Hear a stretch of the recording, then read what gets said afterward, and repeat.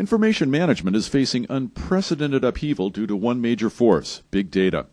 As quantities of information increase, it's possible to save vast amounts of data that in the past would have been discarded.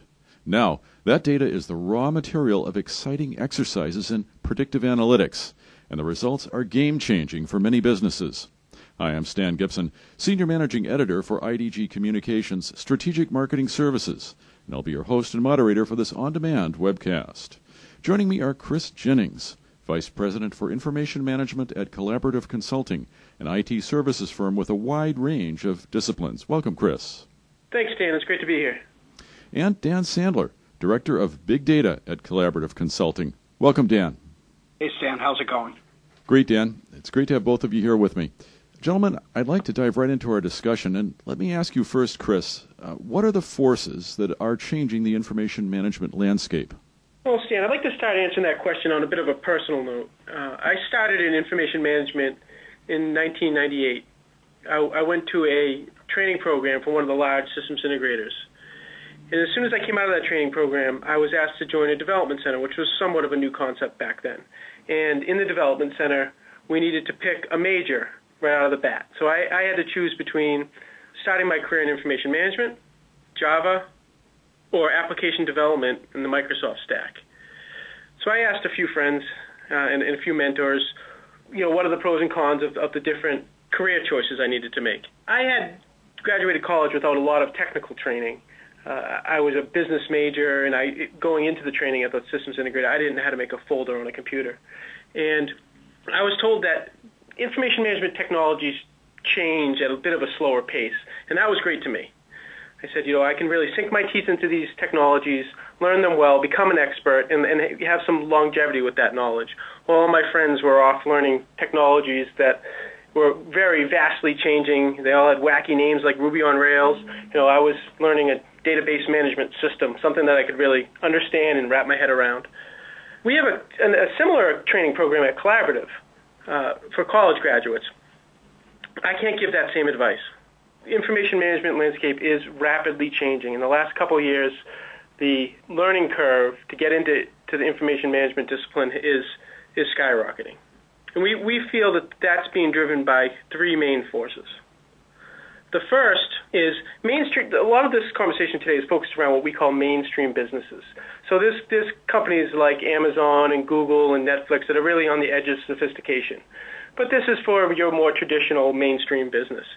We see that businesses are more realizing the value that data can bring them. In the past, we spent a lot of time helping clients understand what happened, and there's some maturity in that space, and clients now, in general, these mainstream businesses, can answer the questions of what happened. They're now moving their questions into why did it happen, and even what's going to happen, which is driving a lot of demand on the information management profession. The mainstream media, there's also a lot of pickup of chatter in the mainstream media. IBM's Smarter Planet campaign has a great tagline that says, on a smarter planet, we want to change the paradigm from react to anticipate. And that really ties closely with moving from the what happened to why did it happen and what is going to happen concepts. You also can't pick up a mainstream media publication without some reference to big data or analytics or seeing some interesting chart or graph or statistic that's happening that is being driven by this explosion in information management. There's even a coffee table book on big data. The Human Face of Big Data is a coffee table book you see around a lot. It's driving real attention to big data. None of this would be happening without this business demand we're talking about. Coupled with that is some changes in technology, some real disruptive changes. Big data, it's a term that's getting a lot of buzz, and it has a lot of different definitions. At its core, it represents a shift in thinking about how to gain insight from large amounts of information with increasing volume and variety. It's commonly associated with concepts such as MapReduce and technologies such as Hadoop and Hortonworks, different file systems that support those, newly coined roles like data scientist, and new analytic concepts such as visualizations. That's on the big data side. That's really disruptive. We're also seeing some variations on the theme. A lot of the information management landscape is moving out into the cloud. not just the platforms themselves, but some of the technologies. So there's now ETL technologies in the cloud. There's now database technologies in the cloud. There's business intelligence technologies in the cloud.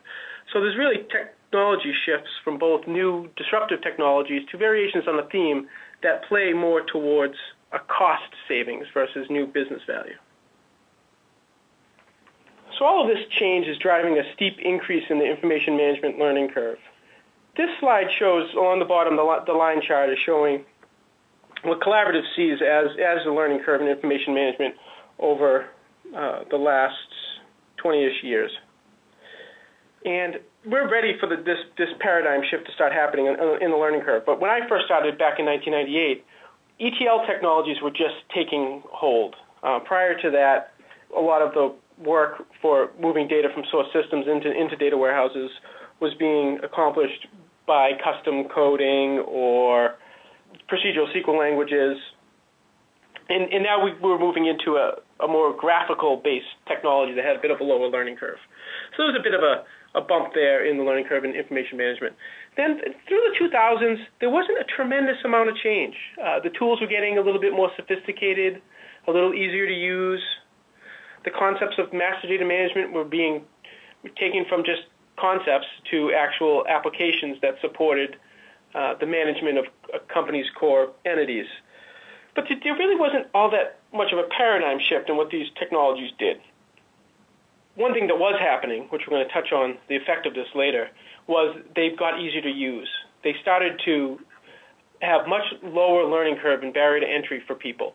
So they were very graphically based. Some of the complexities of the underlying database were being abstracted from you with SQL Server and even Oracle. A lot of the deep knowledge that you had to have in the past was going away. It was starting to be like doing math with a calculator versus really understanding how to do the underlying math. Now we're seeing a steep change in the technologies that support the information management disciplines. A lot of it is driven out of the big data stack, the NoSQL technologies, concepts like data science. These are much more hardcore technologies. And what we're seeing is that a lot of our information management professionals are a little less equipped to leap into this space because these technologies are not like doing math with a calculator. You really need to understand some underlying technology concepts. That is making this learning curve even steeper. And we see that a lot of the types of knowledge that you need to succeed in this new world is more akin to what our application development brethren need to be successful in their careers. We've been talking about the changes in technologies across that time, and a lot of that is being driven by outside forces. So Dan's going to make some comments on those outside forces that are driving some of this change. Thanks, Chris. I know Chris and I share a love for history and, of course, a love for technology. That's where we make our livelihood. And what we're aware of is that the technology advancements and the enabling technologies that, in part, are disruptive, they do not occur or manifest themselves in a vacuum. It's clear that there are events leading up to this that are noteworthy and certainly precede technology advancements that Chris described. Certainly industry deregulation, 9/11, social networking, iPhone, the financial crisis, and most recently with the surveillance state, there's a need to process different types of information in support of more complex, advanced questions that need to be answered to solve certain problems. If we just look at one example, the financial crisis, we would love to be able to answer some of the questions that Chris highlighted earlier. Not so much what happened, but why did it happen, and how can we anticipate what will happen in the future? What we're seeing is that big data, these enabling technologies, can begin to answer these questions and help organizations, both public and private organizations, tackle these big questions. So right now you're probably thinking, well, these guys, this is great. These guys are telling me there's a bunch of changes going on. I need to learn a lot. I may not be actually equipped to be able to do this. So what am I supposed to do with all this? Well, one of the other shifts I want to talk about when answering probably those questions you have in your mind is right now IT is shifting from being a cost center to being a value center.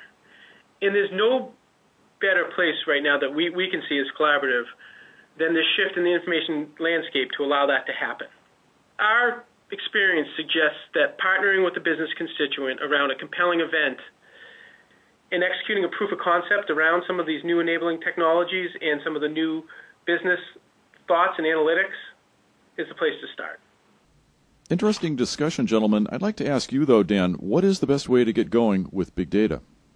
I think Chris highlighted some key points as we look at historically where we've been and now where we're at from an information management standpoint, especially as it pertains to big data.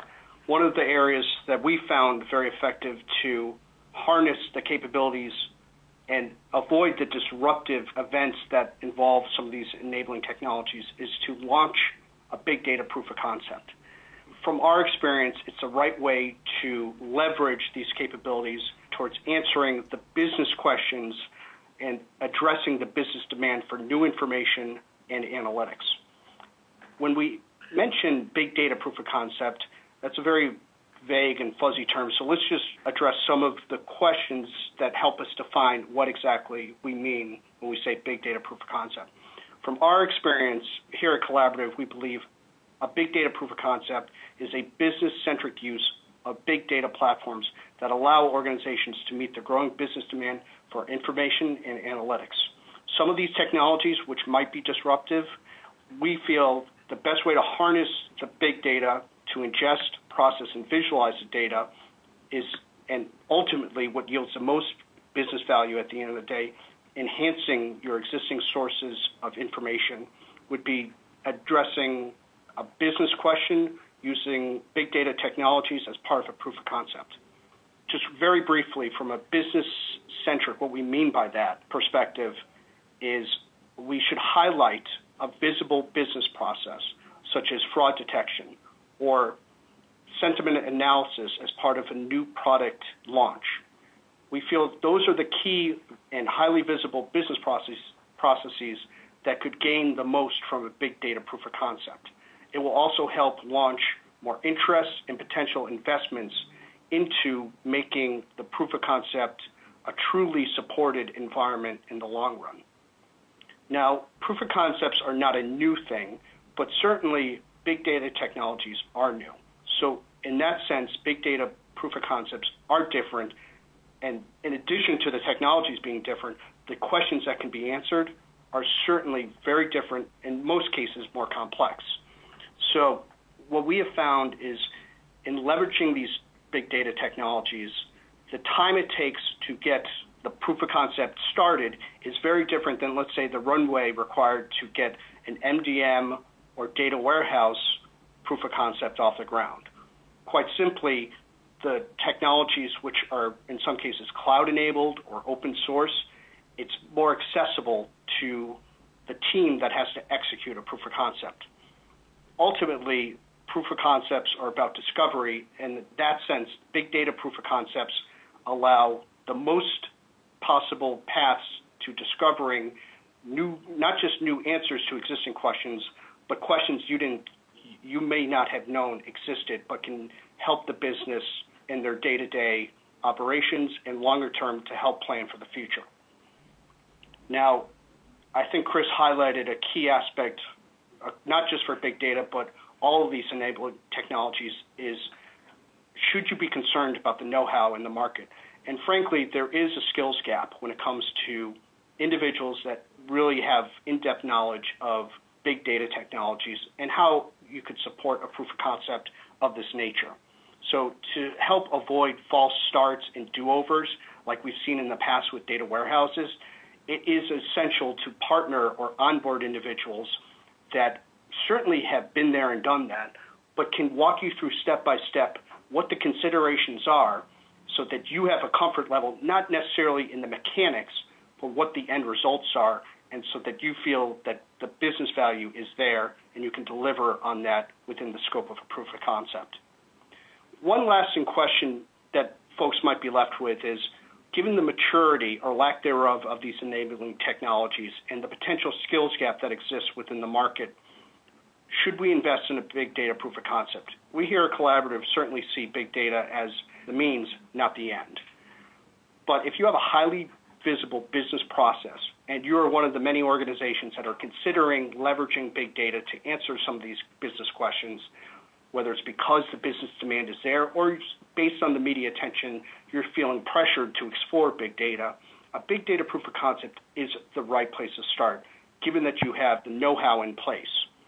Once you have the reasons to execute and the ability to execute, what you'll find is that you will transform IT from a cost center to a value center, and by executing, you'll find that you'll install a culture of innovation throughout IT and be able to effectively partner with the business. Dan, now that we understand what a proof of concept is, could you please provide us with some examples from a real proof of concept? Thanks, Dan. I'd be glad to. Certainly in executing our big data proof of concept services, we found a number of different examples where we feel certainly illustrate common themes from one environment to another. And it's not a one-size-fits-all, but certainly there is knowledge there to be shared with others, especially as we begin to explore a big data proof of concept. So what we're trying to illustrate here is the impetus for a big data proof of concept, providing and answering simple questions: why, what, how, when, and who. What was the nature of this big data proof of concept? We then illustrate the technology that underlies the proof of concept. Even more importantly is what is the time frame it took to get each one of these components implemented and available so that we could support the use case. And finally, at the end of the day, it's about visualizing the information in a way that the business can better understand how big data can serve their individual use cases. So very quickly, the client engaged us and they said, we're about to launch a product and we want to have some capabilities to listen into conversations that are happening in social media sites and better understand what is the social media buzz before, during, and after the product launch. Very classic use case. So what that involved was ingesting social media into an environment, aligning that towards to their internal data sets, orders, and general ledger data, and that was all brought together and visualized in what we call a VOC, or Voice of Customer dashboard. Talk about that in a second. The time frame was very short, 5 weeks, and really at the end of the day we had hard to find skills, but nonetheless, we'll talk later to this, we had the skills necessary in a small team that was able to execute. Just from a technology standpoint, we used some of the enabling technologies that Chris mentioned earlier.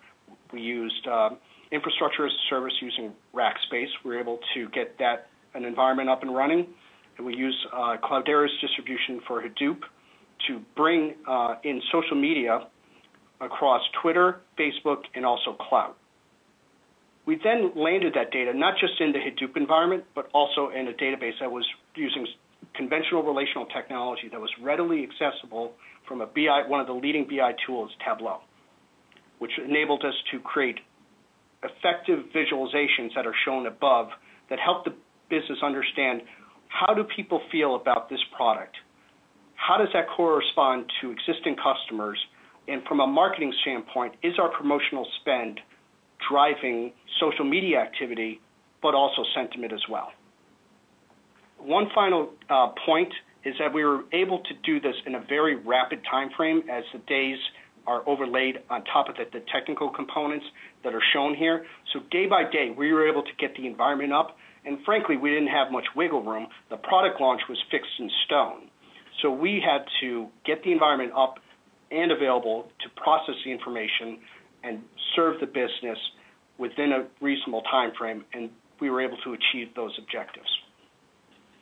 Dan, in your case study, you've got some really great visualizations. What are the secrets to great charts and graphs? That's a great question, Stan. It's certainly, from our experience, the best way to connect with the business on a big data proof of concept is to show them how you can visualize the information in ways that they certainly have an understanding of, but may not be thinking of, And at that point, you can bring together the information from big data sources, unconventional sources, unstructured data like social media, but also visualization technologies that Chris mentioned earlier. Here's a perfect example. Of the 24 reports that we created, what we're about to show are 5 charts, 5 reports that represent the best of the best.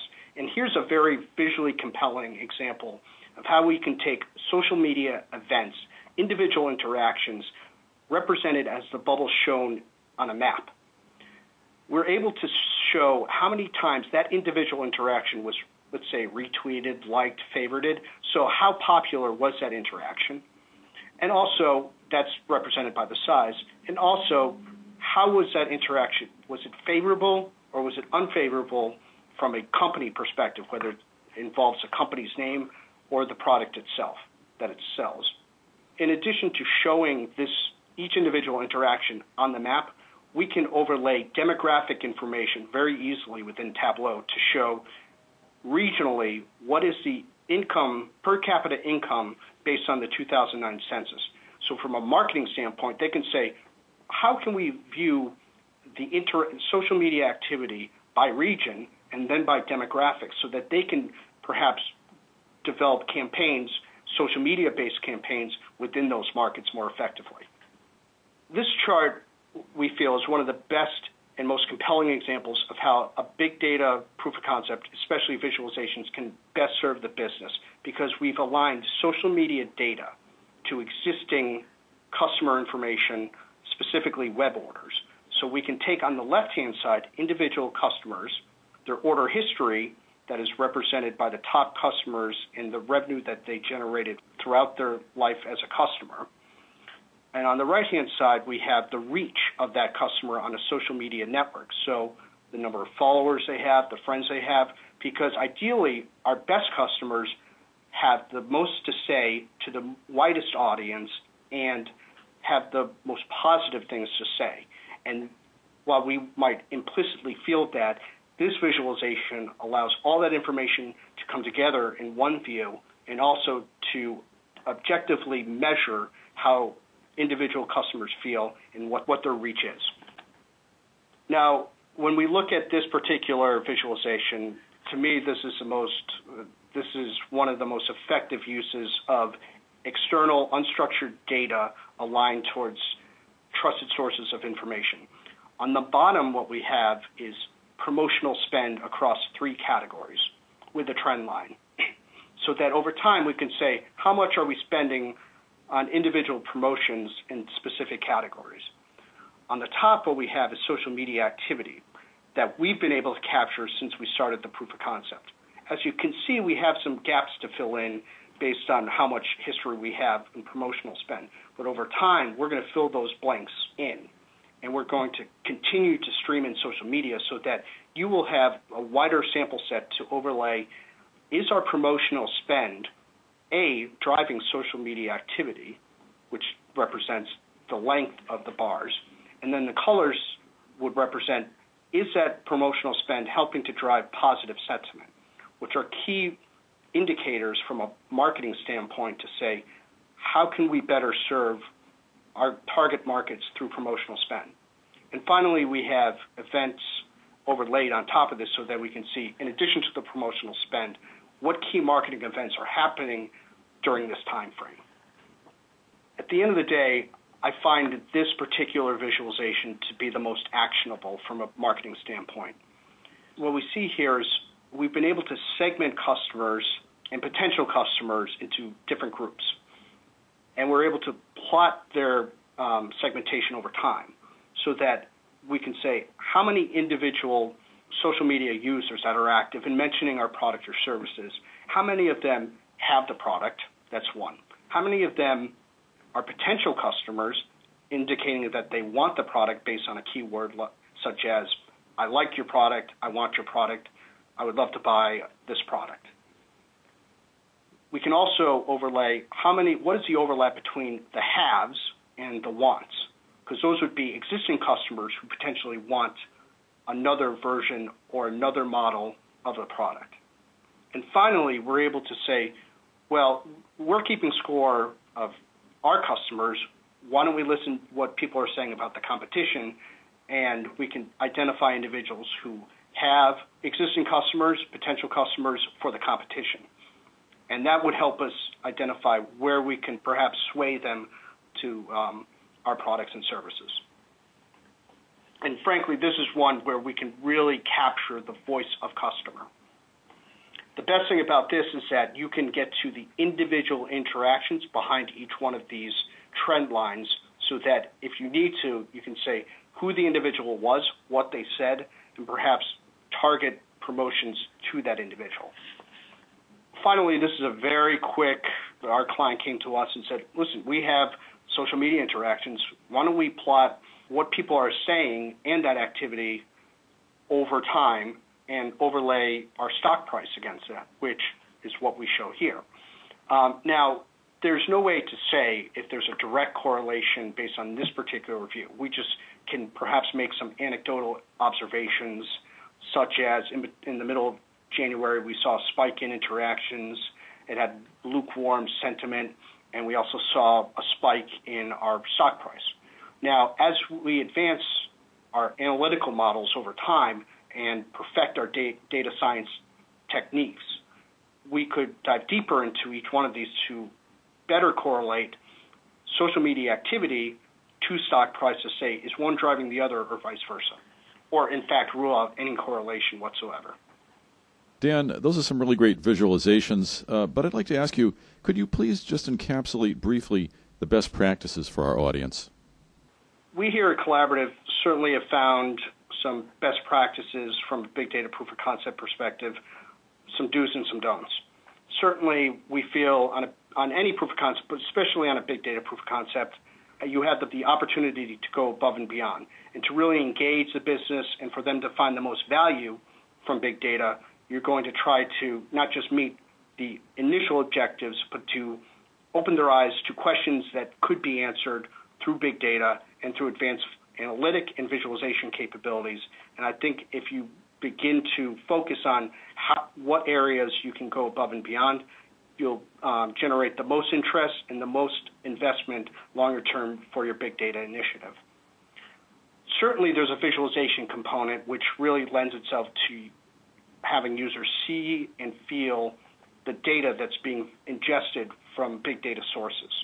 So include a visualization component. Make the proof of concept highly visual so that users have a better understanding for the information and how it can serve existing and potential sources of information down the road.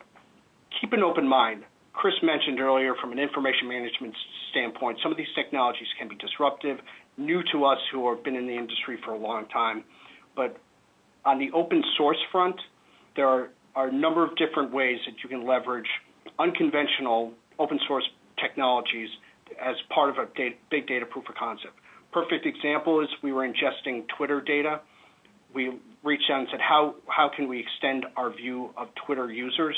One way was to reach out to Clout to get a Clout score, which measures the influence of particular individuals across social media sites. And there were open source libraries that we were able to leverage, and in 4 hours we were able to capture that additional data point and make it available to the business. Trust and verify. Big data technologies may be unfamiliar to most, but make sure that you verify the approach and outputs from your big data partners and individuals that you onboard as part of these big data proof of concepts, so that you ensure that their approaches, the technologies being used, and the methods are consistent with the overall business objectives. Definitely consider alternatives when it comes to how to meet a particular use case. There's definitely different ways to visualize information. There's different ways to process machine data. There's different ways to stream in social media information. So you want to weigh those alternatives and in a very methodical but rapid fashion, make sure those alternatives are considered so that you know that you're going down the right path. One of the key points is to let the information management and application worlds collide. There's definitely a skills gap, and your conventional information management skills may not cover all the bases. So in those cases, reach out to some of the application development skills you have in-house or with your particular vendor so that you can ensure that those skills that are needed to execute a big data proof of concept are met. Finally, keep the proof of concept team small. Keep the team small but senior, and also the skills dynamic. That will give you the best chance to execute. On the don't side, one of the things in any proof of concept, but in particular with big data proof of concepts, is that the technology could become the focus. But we shouldn't lose sight that the objectives are, in most cases, going to be business-centric, and the technology used, like in our case, we use conventional relational technology to expose that information to Tableau so that we could more readily analyze and visualize the information. You shouldn't expect solutions to existing data issues. If you're constrained today within your existing master data management environment, your current data warehouse, etc., a big data proof of concept will not solve those problems. They will only expose those problems. So don't expect solutions to existing problems within those platforms. You don't want to use old estimation models when it comes to sizing a proof of concept effort. As Chris mentioned earlier, some of the enabling technologies shorten the runway to get environments up and running. And in other cases, especially with big data, a big data proof of concept, the data discovery aspect is high, and you might spend a lot of time exploring information or considering the alternatives. You may be playing around with the right way to do a particular function within the proof of concept. As with any proof of concept, you don't want to confuse your big data POC with a real production environment. So security, performance, uptime, they're important in production, but within the scope of a proof of concept, focus on meeting the business objectives and making sure the information is available and ready for analysis. Finally, you don't want to be a victim of a successful proof of concept. Plan on being successful, and you can do that by ensuring that you have the right resources, the right investment, and the right commitments to operationalize your proof of concept and taking it from the proof of concept stage into a real-life production environment that supports the business on a long-term basis. Thanks, Dan. Before we close, Chris, I'd like to ask you, how can Collaborative Consulting help with all this?